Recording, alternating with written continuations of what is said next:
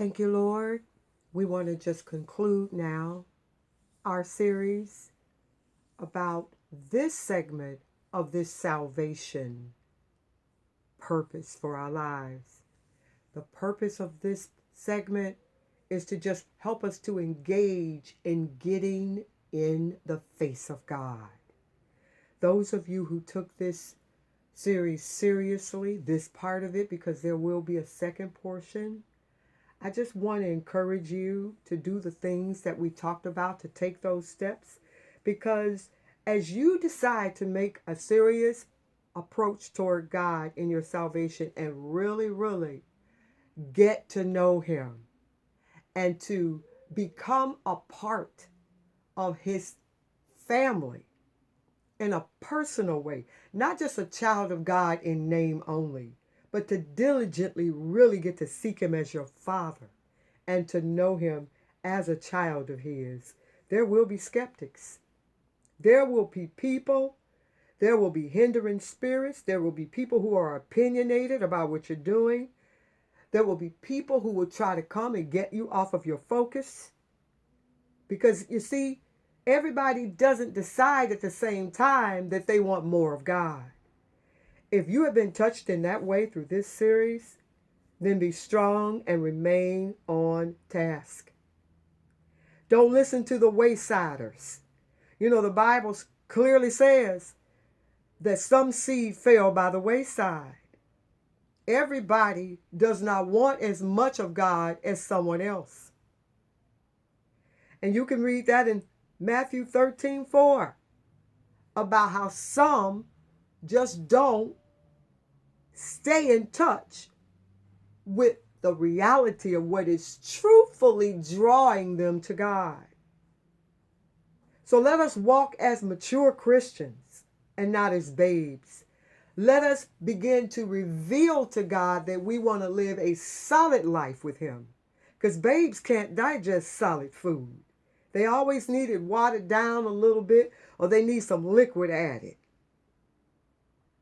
So we want to be people who secure to God our salvation by running after it fully and wanting to embrace Him in it.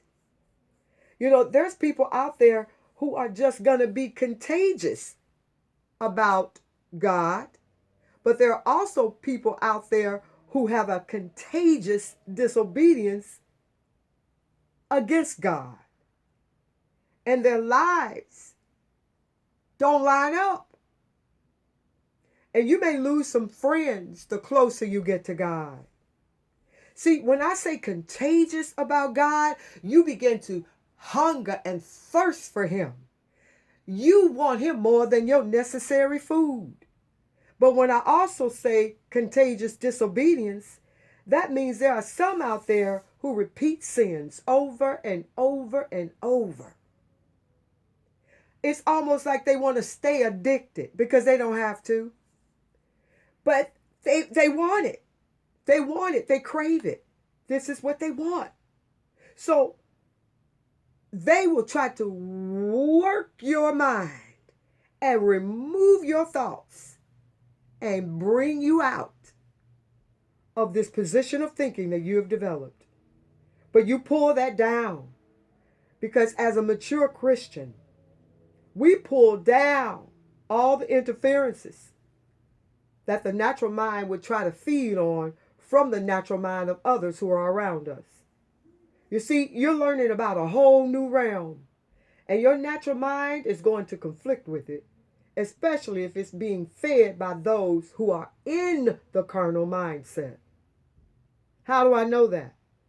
Because Galatians 5:17 says, the flesh wars against the spirit and is contrary to the spirit, but the spirit also desires what it wants, and it will act in contrariness to the flesh. And why does it? Well, it's like a tug of war. And the spirit will tug at you and push back on the flesh because it's trying to help you to do the right thing. So we cast down, demolish, destroy all arguments, and we diminish devils. We do not speculate or give place to anything. We pull down every high thing that exalts itself against the knowledge of God, and we bring it into captivity.